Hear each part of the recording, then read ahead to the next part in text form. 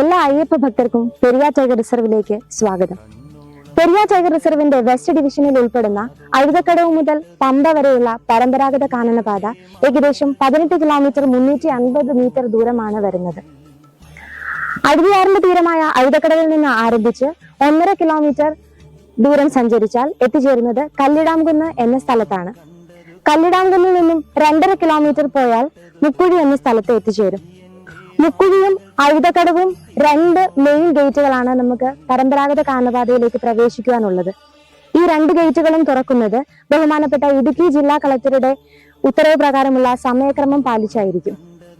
മുക്കുഴിയിൽ നിന്നും 2 കിലോമീറ്റർ ദൂരം സഞ്ചരിച്ചാൽ എത്തുന്നത് വള്ളിത്തോട് എന്ന സ്ഥലത്താണ്. വള്ളിത്തോട്ടിൽ നിന്നും 4 കിലോമീറ്റർ പുതുശ്ശേരിയിലേക്ക്.